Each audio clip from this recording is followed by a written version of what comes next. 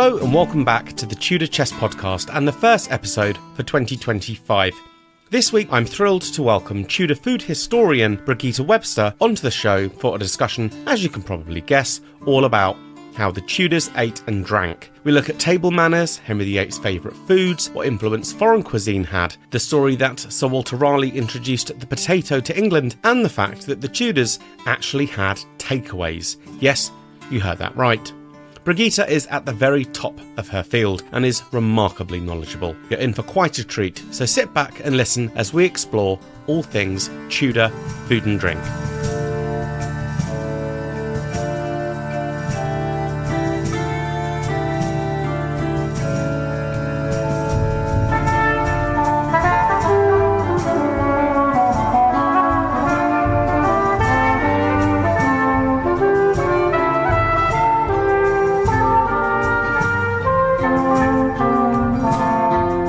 Welcome back to the Tudor Chess Podcast, episode 70, Tudor Food and Drink, with Brigitte Webster.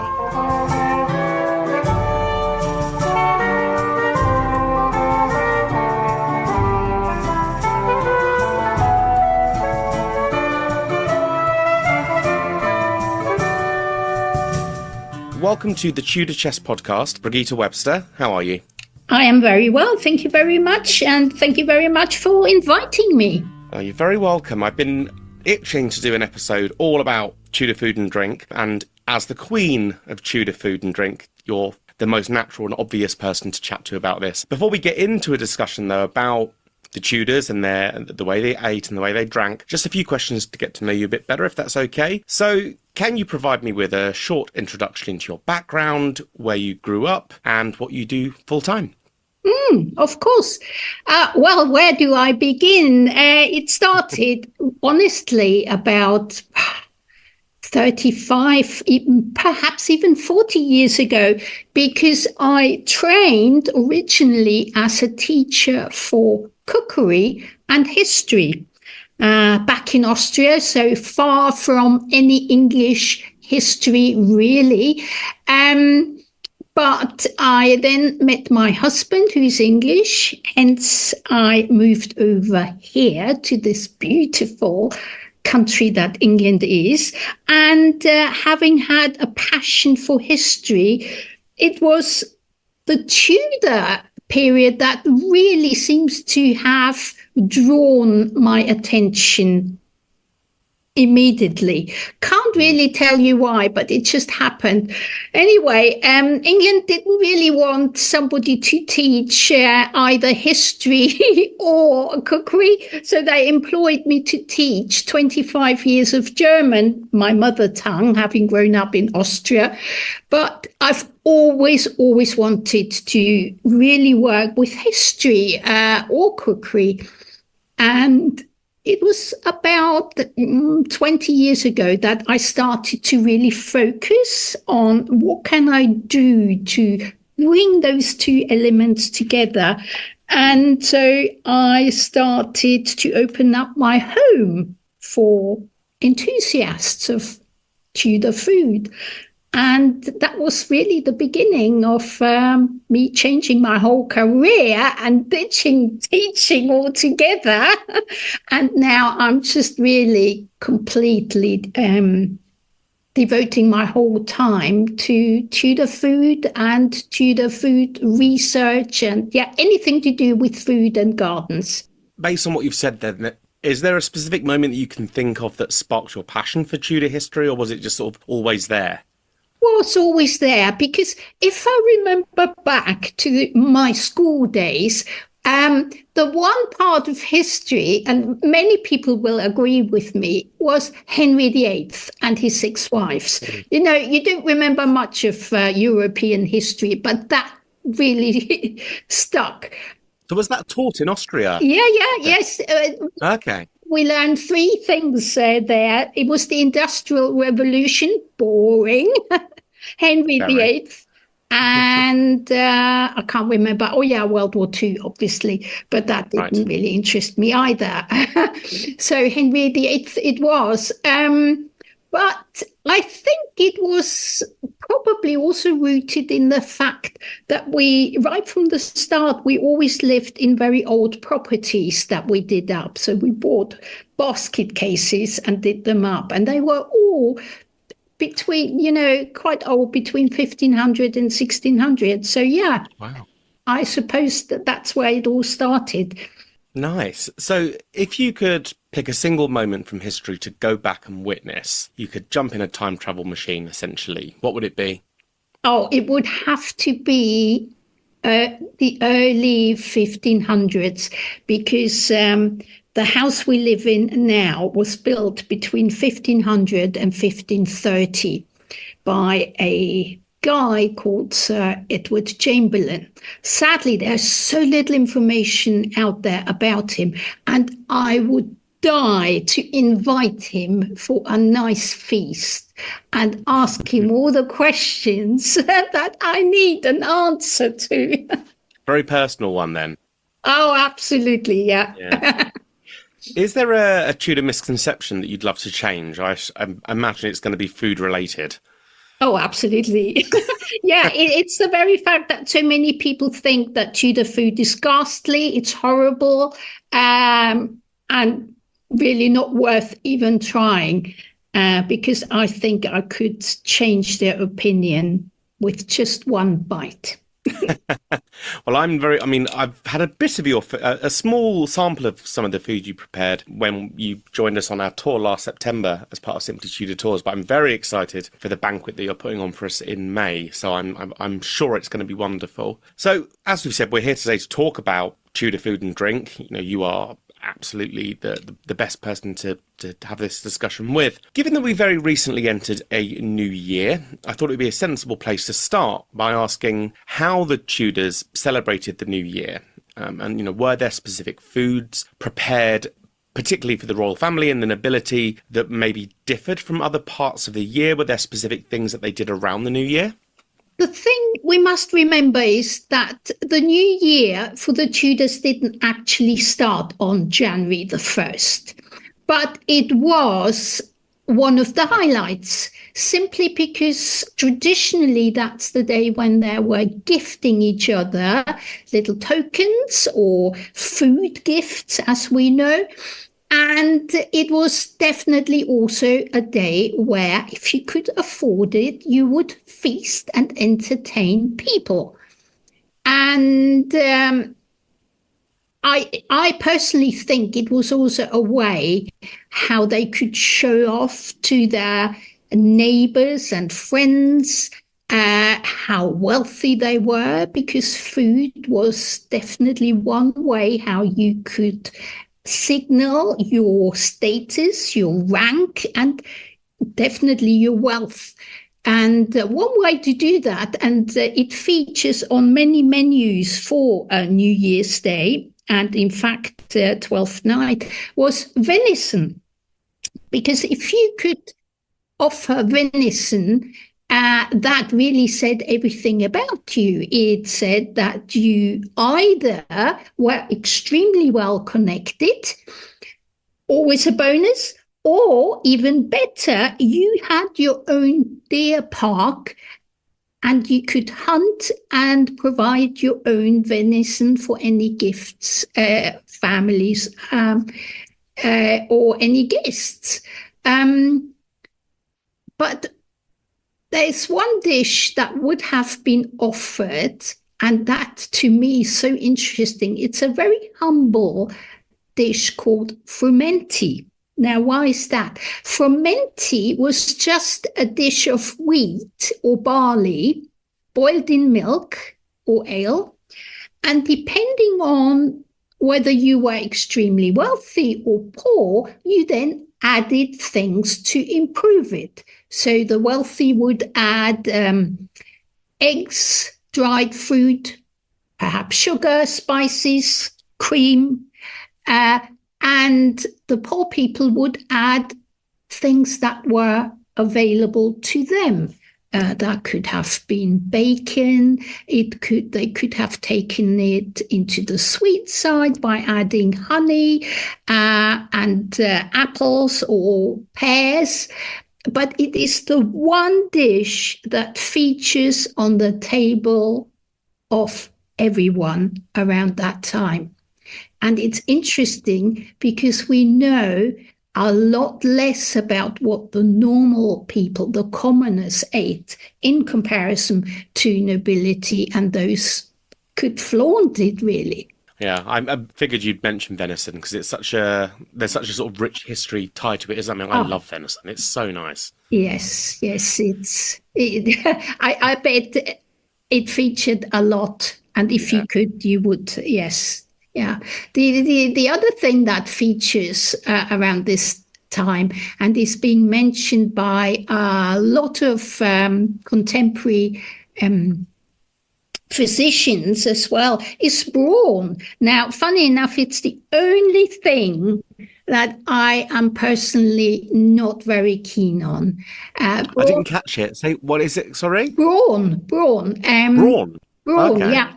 It's the marmite of the Tudor epoch. You either love it or you hate it. If you like meat that tastes heavily of vinegar and salt, so very briny in flavor, you'd love it. If you're less keen on that strong flavor, you find it hard to get used to it. It's not something that can even grow up on you. You either love it or hate it. But we do know that the Tudors absolutely loved it. And again, it's another dish that we know that even poorer people further down society did eat as much as the people at the very top. Was very traditional for midwinter, especially New Year's Day and 12th night. I see. I'm going to have to try and dig out some brawn from somewhere. I've never tried it, but it doesn't sound particularly appetizing based on what based on your description. Yeah, I suppose because everybody had it, they were so used to it and therefore loved it. And the one thing we so easily forget is that in Tudor times, they were restricted to how they could make meat last. And you really were limited to either bake meat in a pie, and that would then last for a few weeks, or you packed it into salt. That makes it extremely salty.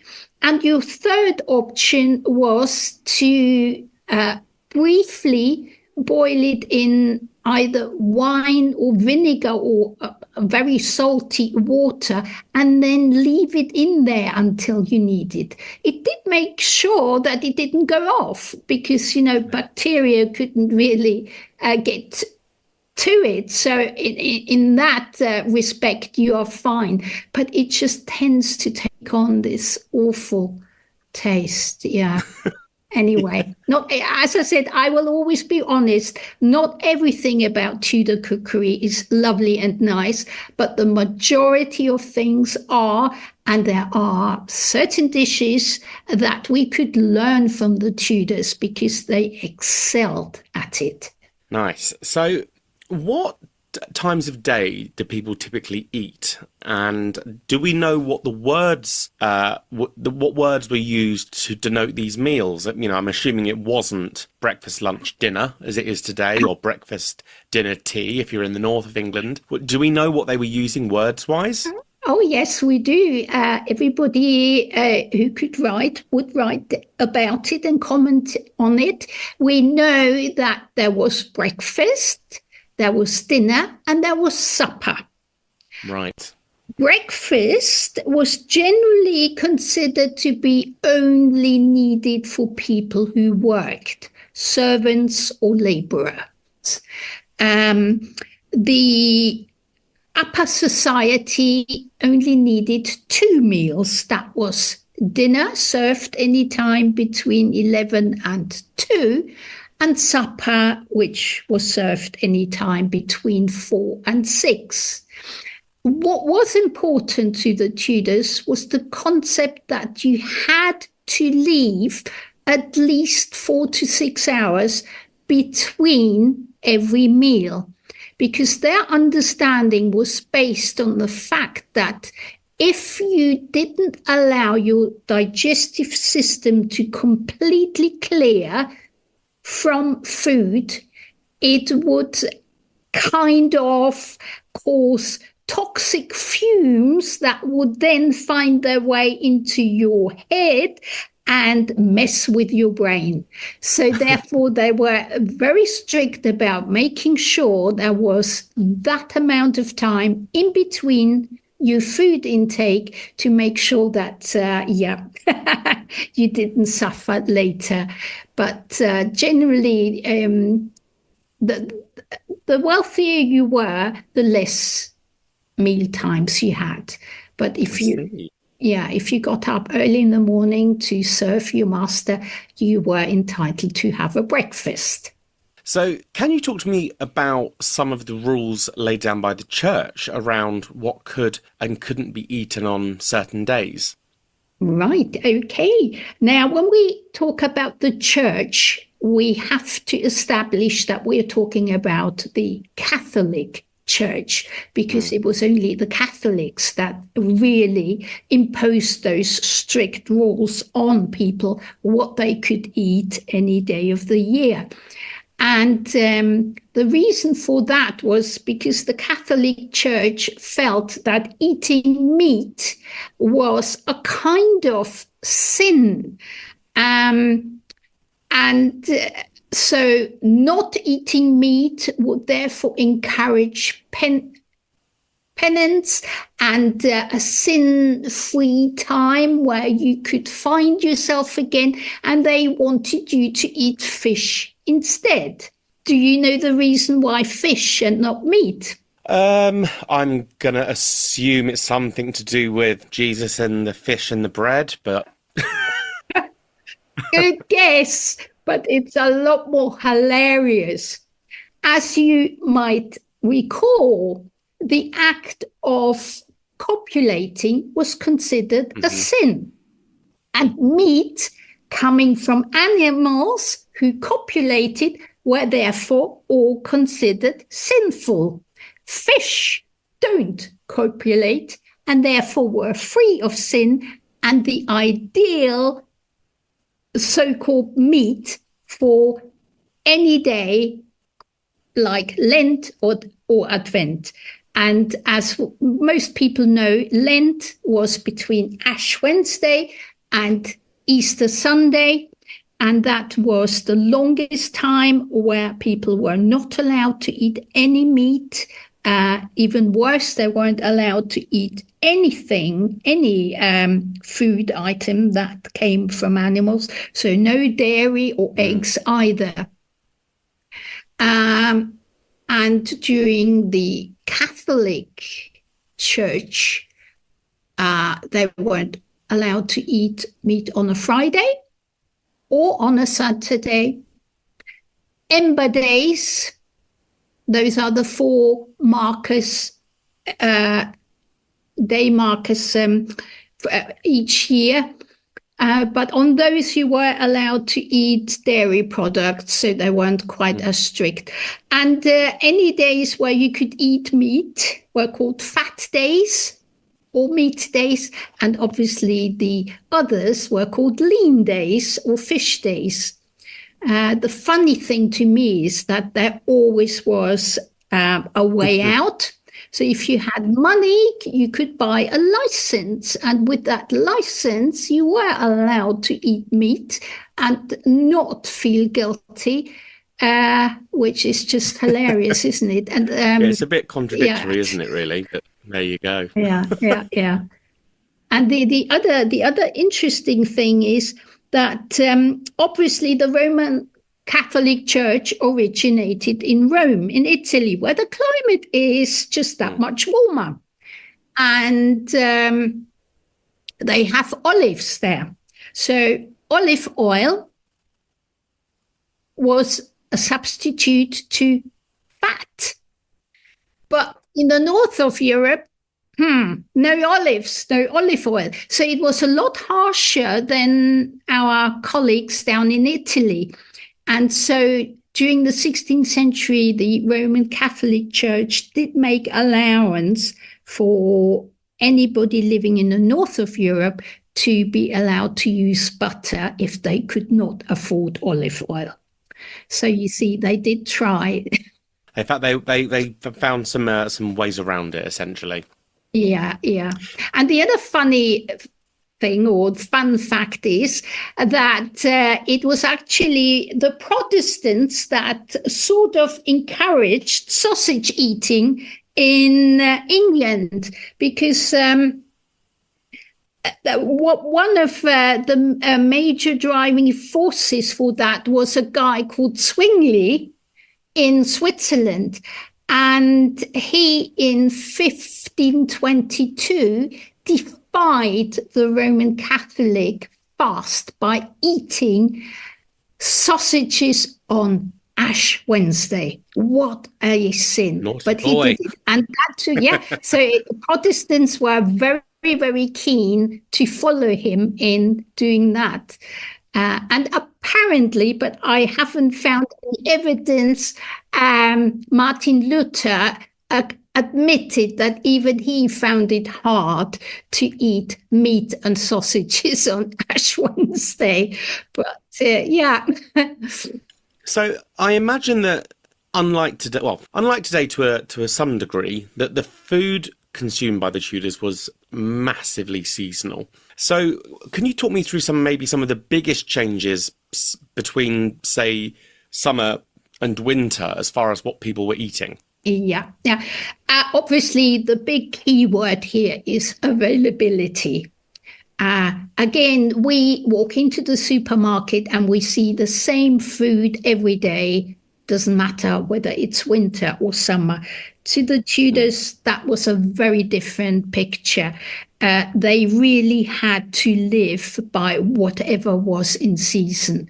So summer was probably their heyday, everything fresh, whether it was vegetables from the garden or soft fruit, and in the early autumn, apples and pears. The problem was that you could preserve meat and fish. It was a lot harder to do that with fruit. So apples and pears could be dried. And in fact, they did favor rarities that kept exceptionally well. For instance, when we talk about pears and you go through Tudor recipes, the one word that really keeps coming up is warden. And a warden is basically a pear that doesn't go off. It's an amazing thing. It's very hard. You cannot eat it raw, too hard to eat raw, but it looks like a pear. But it really keeps for up to a year. I've tried it many times. You can't kill the warden. And so, yes, to the Tudors, that was definitely something they used all through the winter. They had to cook it, though. When it comes to vegetables, yeah, the common fare was obviously fresh from the garden. You would get leek, onions, cabbages, parsnip, a very, very popular one, because parsnip actually gets really sweet once it suffered a frost. So they really liked parsnip and its sweetness. I love parsnips. Exactly. And funny enough, the worst time in regards to obtaining fresh food was the early spring, because by then you would have used up all your winter produce in the garden, all the stuff you stored in your loft. So that was pretty much the toughest time then, and people often would go out into the meadows and just pick greenery from there to just bring a bit of colour and a bit of texture into their potages.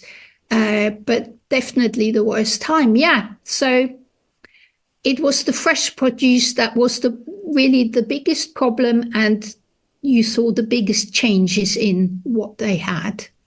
How much did foreign cuisine play a role at the court, if at all? And sort of by extension of that, were things influenced by, say, the arrival of Catherine of Aragon into England? Did that influence things? It clearly always did, because just like today, the Queen and the King were very influential in what was trendy, what the people wanted to also offer. And we do know that Catherine of Aragon badly missed her fresh salad materials when she came, so much so that she ordered to get some Dutch gardeners to actually grow fresh salad leaves for her, because the English weren't really, it wasn't a thing here. So in England, the only imported fruit that you see during, Henry VII and Henry VIII was imported dried fruit like raisins, dates, spices, cinnamon, nutmeg, that type. Rice, they imported rice from Italy. Oranges, lemons, and of course almonds and olive oil. So those were the only import products that you see in early Tudor England. With Henry, so everything else is homegrown. Everything else was homegrown, absolutely. And with Henry VIII, you see a few fresh new vegetables and fruits being introduced.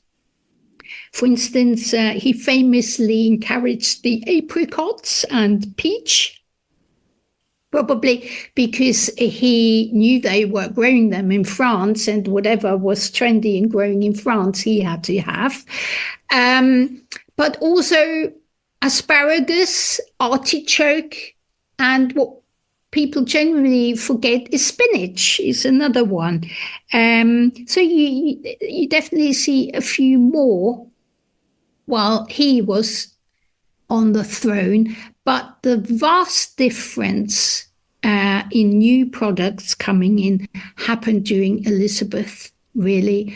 And that's when we see turkey, green beans, the sweet potato, sugar, cauliflowers, those come into England. However, on the continent, they were a lot keener than us here in England to adopt new things. So on the continent, throughout the late 16th century, you see chili peppers, tomatoes, potatoes, and polenta. But here in England, it took that little bit longer. Talking about Henry VIII, there is a perception, I think a lot of people have, is that Henry VIII was a huge glutton who would fling a chicken carcass over his shoulder and belch and generally have no manners. Am I right in saying that this is massively inaccurate? Yeah, that's what Hollywood Charles Lawton Henry VIII wants you to believe. It was actually very complex and exclusive. And couldn't be any further from the truth.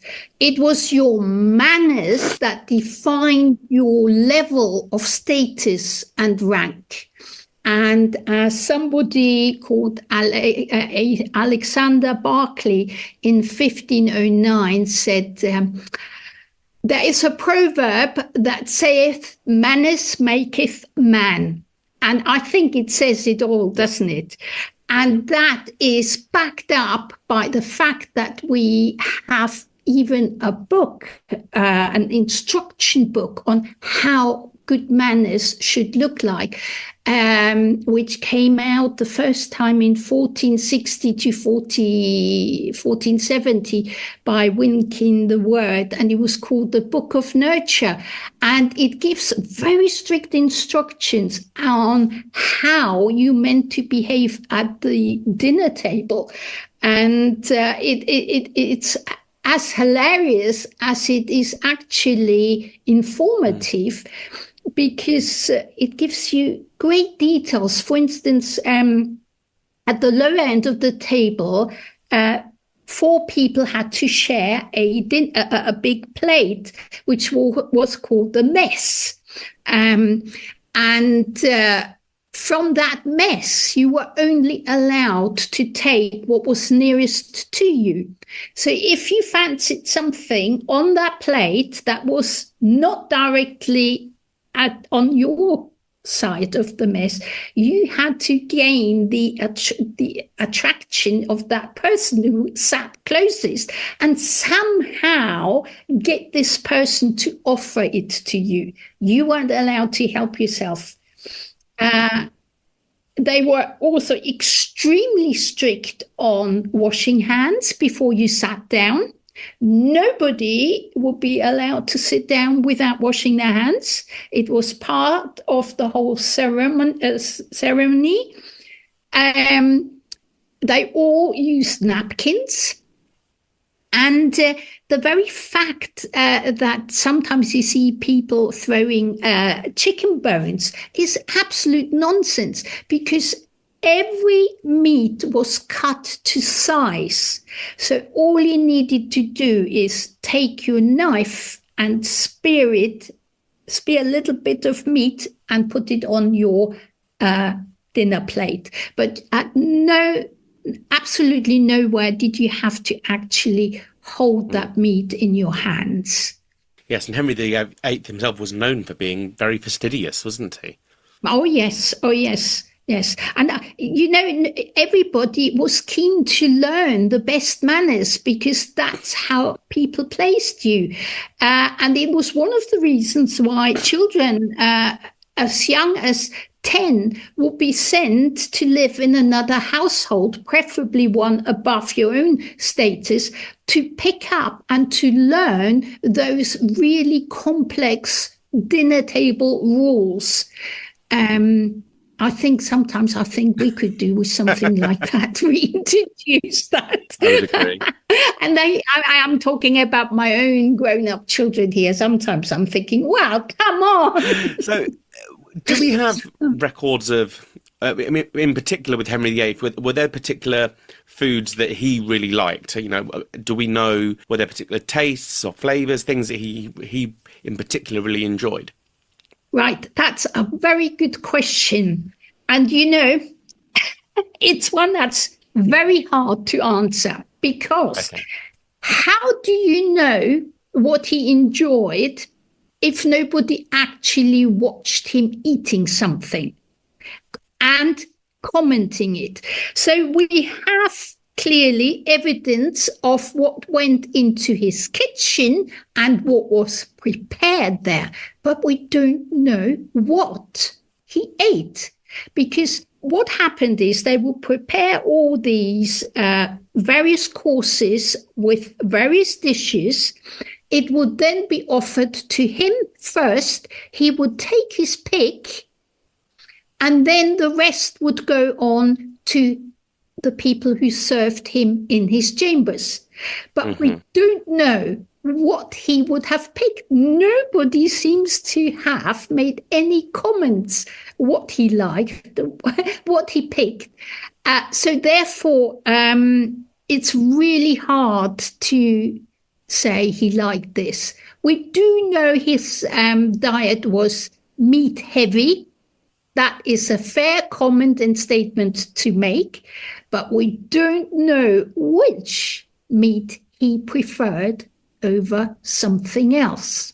It almost sounds like it's because so many dishes were being prepared. It's a bit like a buffet, and unless you see what someone is putting on their plate from a buffet, you can only hazard a guess, basically. Yeah. And what many people forget is that by Henry VIII, the fashion had actually moved to the king and the queen eating in private. So they no longer sat in that huge hall amongst everybody else. They had everything served in their privy chambers. And obviously that was a very exclusive place where only a few people were allowed to watch him eat. And sadly, nobody made any observations, probably weren't allowed to put it in writing what he ate. But that's what makes it even more exciting when we have an existing menu that was served to him outside the royal palaces. Because when he went to visit people, he had to eat with his hosts. So that was a little bit more obvious to guests what he ate. At least then we have a much more confined menu from which he must have eaten something. So by extension of that, and I'm assuming it's going to be a similar response, do we have any indication on what the wives of Henry VIII liked? Sadly, not as much as we would like or would have liked to see. You see, we have to be very careful in what we quote, but it's safe to say that we definitely know that Jane Seymour asked for quails in 1537. There are numerous accounts by several people who clearly were searching high and low for quails to be found.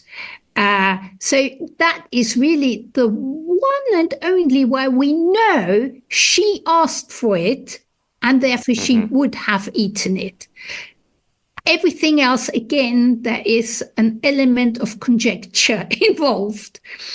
Yeah, because you've also got, you mentioned earlier about Catherine of Aragon's salads. And I also seem to recall reading somewhere that Anne Boleyn gave an indication that she was pregnant by stating that she had a massive craving for apples. I seem to recall, but that's about it, really. Yeah, you see, I would treat that with caution again, because raw apples were considered quite dangerous. Okay. And if she is pregnant, I don't know, but I would not be convinced that she would have eaten raw apples. If she ate them in a cooked version, yes, that's fine. But raw apples, and unless I actually find an original primary source that quotes that she had asked for apples, I have to treat it with caution. Yeah.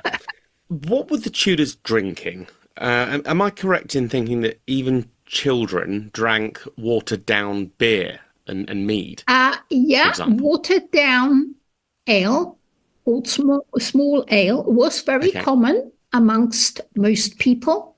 It was actually not as alcoholic as we sometimes fear, and it was very common. But if you wanted to be seen above the commoners, you would drink wine. Some people also drank beer rather than ale, and the difference being is obviously it was made from hops. But to me, the interesting thing is there are accounts of people saying that water was drunk. There are at least 2 physicians who say the best and healthiest thing to drink for a person is water.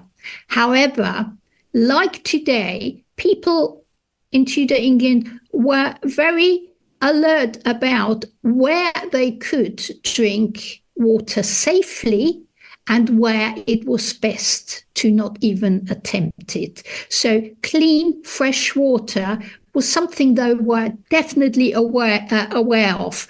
And therefore, recipes always ask for fair water.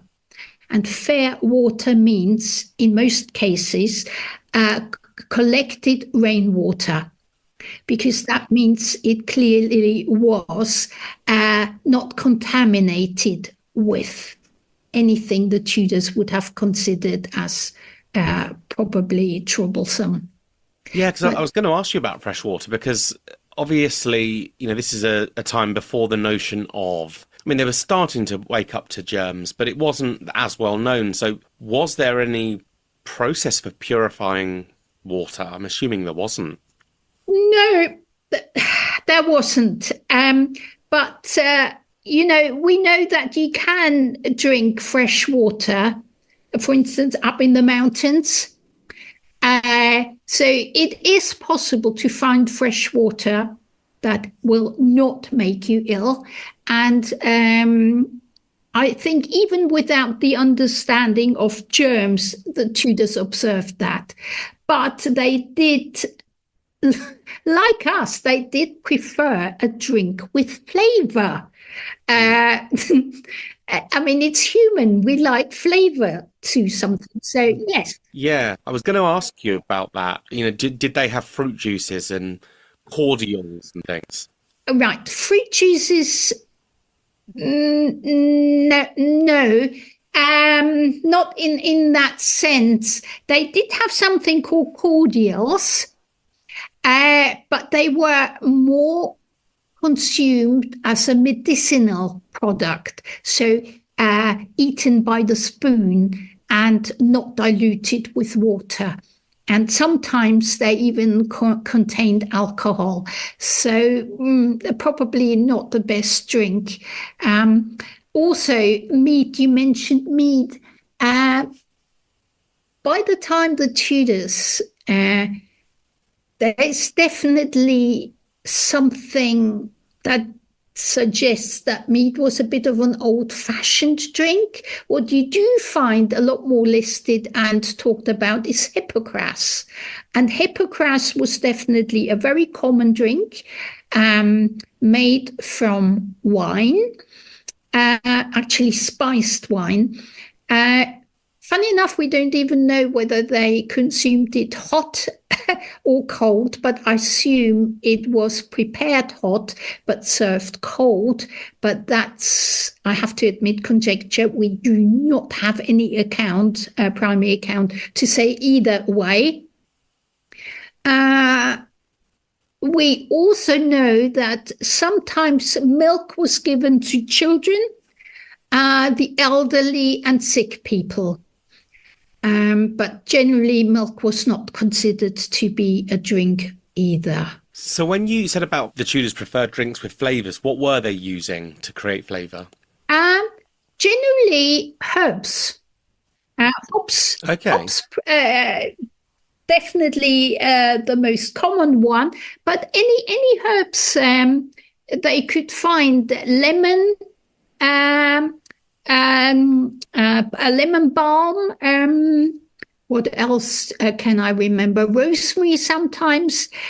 They preferred drinks with colour. So you see rose water and water coloured with violet, which turns a lovely purple. But yes, the standard drink of the commoners, so the vast people, was definitely small ale. Definitely, no doubt about that.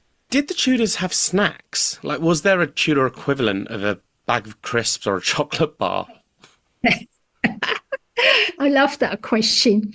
Right. If I may quickly go back to what we said before. To the Tudors, it was important that for a period of 4 to 6 hours, you did not eat, to allow your body to digest the food you ate previously before you fed it something new again. But, so in theory, no. In theory, they were discouraged of snacking. But so are we, aren't we?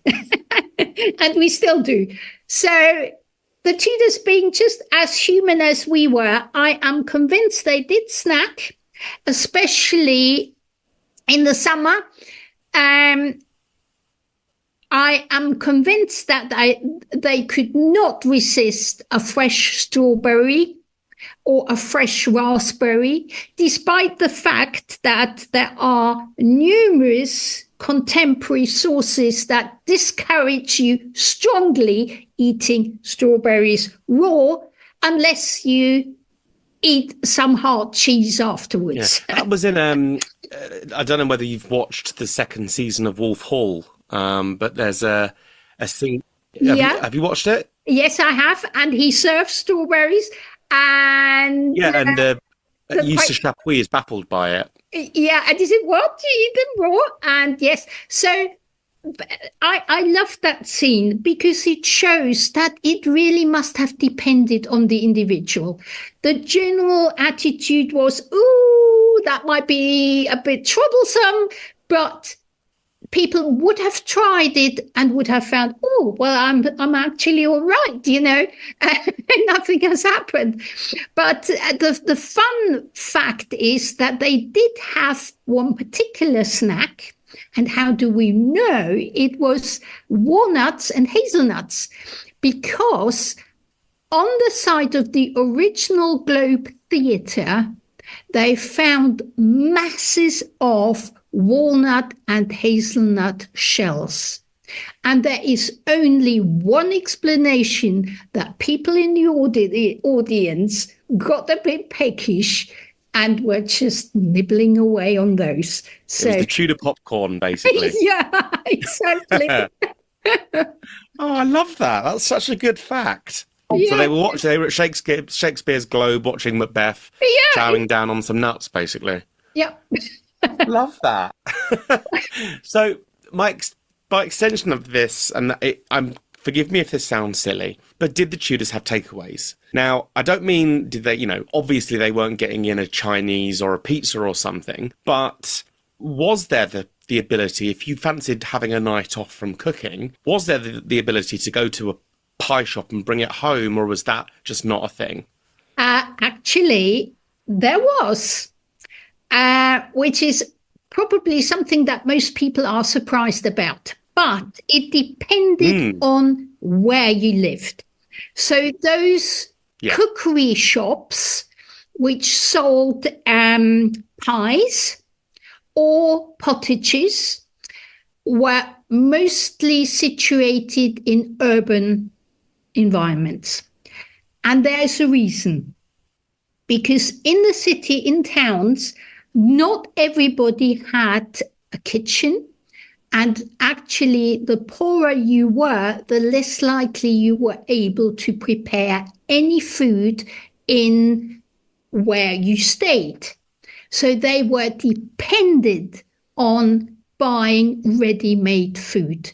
And these are the people that mostly frequented these, what we could see as takeaway food stalls.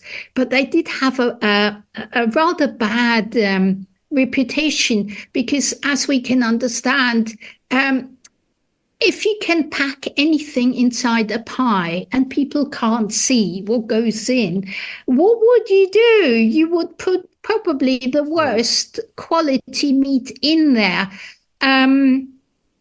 But there is a classic painting in Hatfield House, the Bermondsey Wedding. And if you look closely in the background, there is one such meat stall that sells those pies and ready-made food. And I always love standing there and just taking close-up photographs, because it's the best proof that they had those. And obviously you could always call in and eat in an inn, not so much in a tavern. Taverns were catering more for drinking, but they did offer food occasionally, but they had the worst reputation. But inns generally had 2 or 3 things on offer you could eat. So there were places you could eat ready-made food definitely. But in the country, there was no need. In the country, everybody, even the poorest laborers, had some kind of facility where they could cook a pottage or something. That makes sense. I think it's so.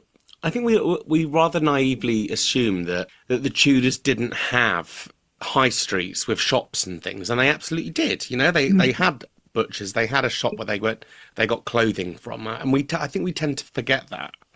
So, are there any specific dishes that we still regularly consume today that were really popular with the Tudors? Are there any that have quite prominent origins with the Tudors, like the mince pie, for example? I think was a Tudor thing, but it actually included meat back then, whereas we don't have them now. Well, you would be surprised to know that almost everything we still eat today was consumed in Tudor times.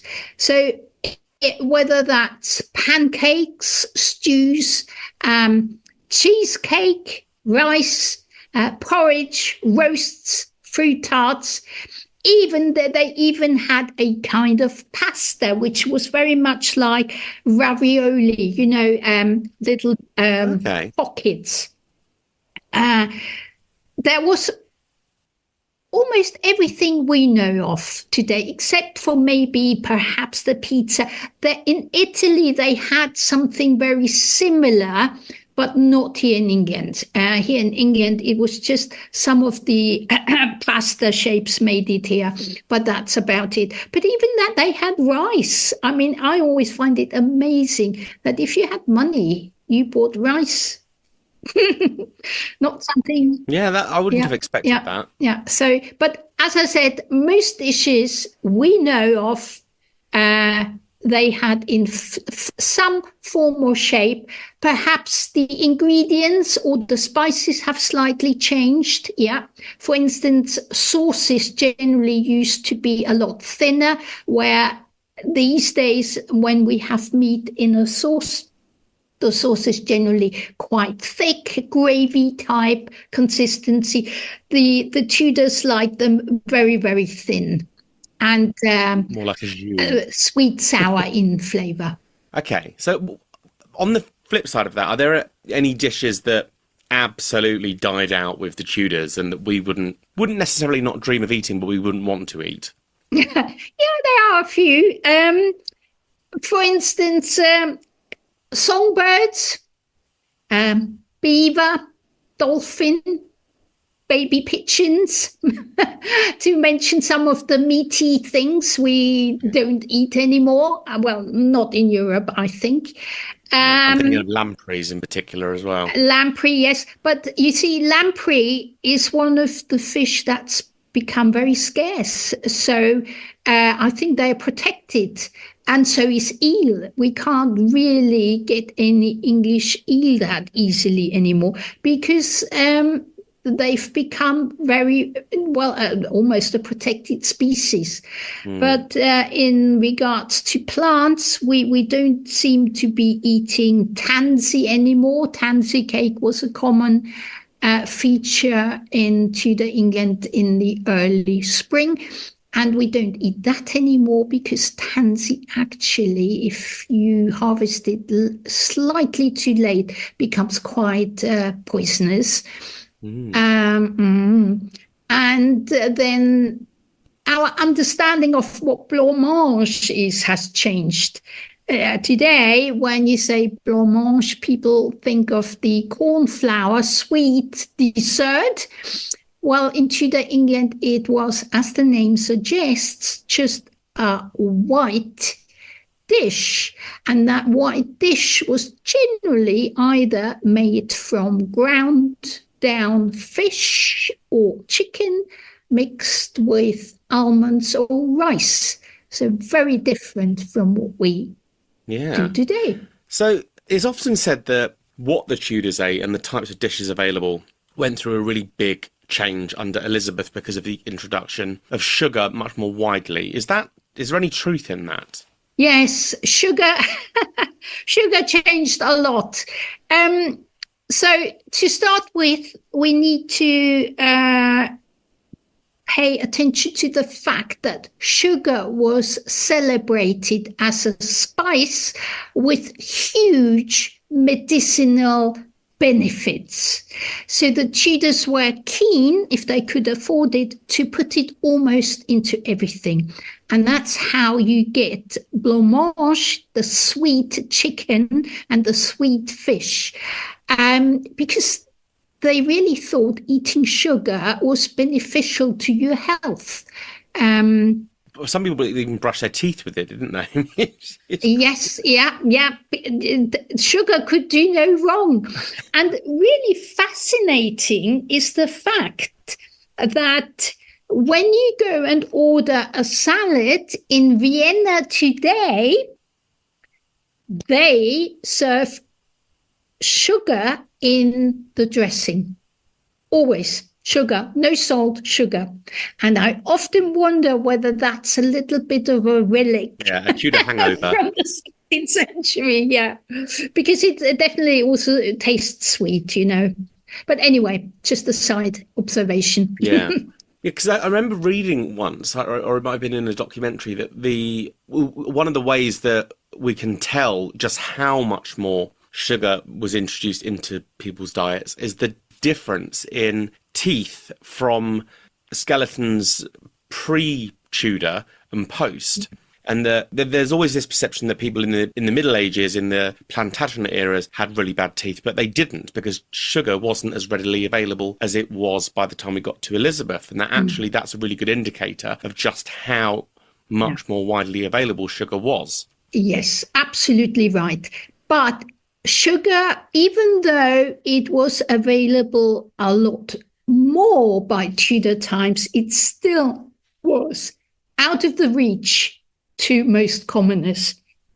So we are still talking about the nobility and the wealthy merchants that consumed sugar to degrees that had an effect on their teeth.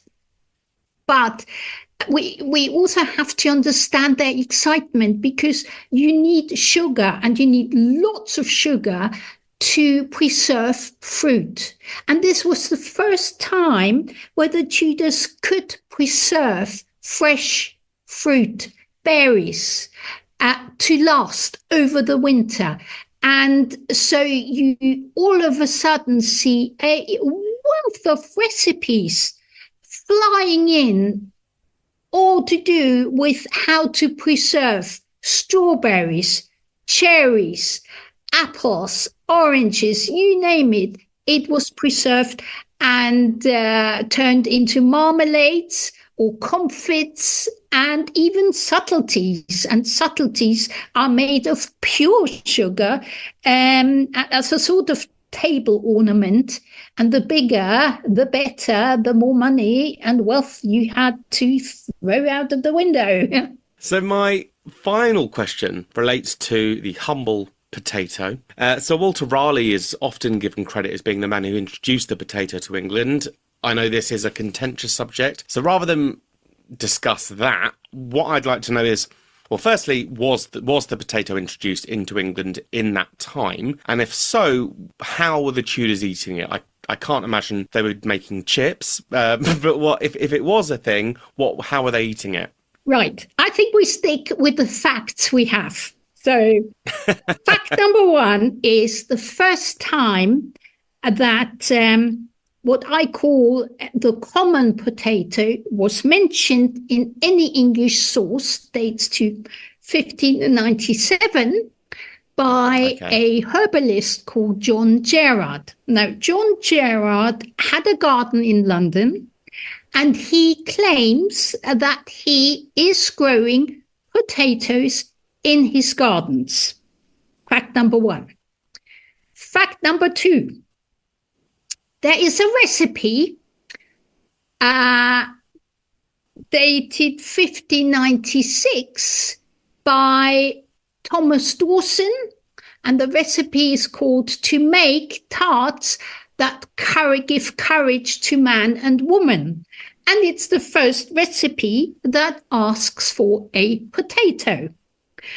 Right, but now it gets a little bit more complicated, because the Tudors mixed up what I call the common potato with the sweet potato. These are two completely different vegetables. They come from different parts.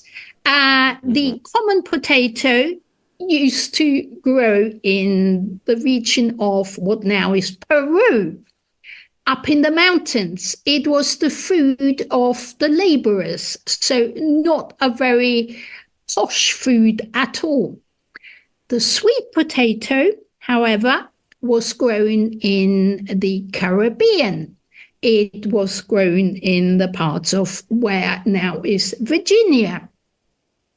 So, Gerard, the potato grower from 1597, calls the common potato the Virginia potato.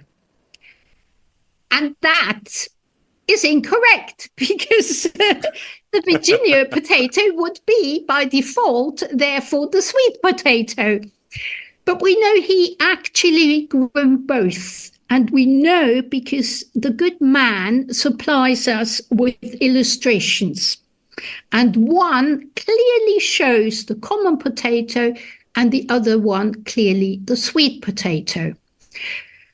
The big difference between the two plants is that the common potato actually grows very well here in England. The sweet potato needs a greenhouse. It's used to hot climates. But we also know that Shakespeare is talking about the potato when Falstaff, being presented with the prospect of bedding two women at once, he wishes for potato to rain from the sky. Now, we do know that the sweet potato was seen as an aphrodisiac, the common potato less so. So here are our facts, and unfortunately they are terribly intertwined, as you can see. There is nothing you can clearly put your finger on. Gerard does say that what he calls the Virginia potato, we call the common potato, is being cooked by people in the embers of the fire. So basically a jacket potato. But there is no recipe that clearly uses the common potato. The recipe we have from 1596, because it refers to carriage for man and woman, to me, there is a clear signal it's an aphrodisiac they are using. Can you see? So, yes, that makes sense. My take on this is that potatoes did make it into England at the brink of the century. So really the very, very last years of the 1500s. But it was only grown by a small group of people who were interested in growing exotic plants. It was not just yet something that the common people could get their hands on. I see. But that would quickly change as soon as we step over into the 17th century. So Tudor England possibly not being prepared by the common people, and definitely not by the elite, because the common potato wasn't something they were particularly keen on. There were no health benefits. And it wasn't readily available. It wasn't readily available. It didn't promise the aphrodisiac effect. So no. But the sweet potato, definitely they were a lot keener on. Absolutely. Well, thank you so much for coming on and having this chat. This has been so fascinating. I've learned so much about Tudor food and drink. So, yeah, thank you again. So where can people find you on social media? Oh, I'm everywhere. I'm spread They can honestly find me everywhere. I still am on Twitter. I am on Blue Sky. I am on Threads, Instagram, Facebook. Yeah, type in my name and I should pop up. And you've also got a book, Eating with the Tudors, Food and Recipes. I believe that's available on Amazon. Amazon, yes, or directly from Pen and Sword. Or if you want a signed and dedicated copy, get in touch with me. Wonderful. Okay, well, thank you again so much for coming on for a chat. And I will see you in May during our tour where you're preparing a wonderful banquet for us, which I'm very looking forward to. Yeah, thank you. And so that brings me to the end of this week's episode of the Tudor Chess Podcast. Thank you so much for listening, and a massive thank you to Brigitte Webster for coming onto the show to have a discussion with me today. Next week, I'm welcoming back Sylvia Barbara Soberton onto the podcast, this time for a discussion all about Anne Boleyn and notions of witchcraft. That will drop next Thursday. Thank you again for listening to the Tudor Chess Podcast, and speak soon.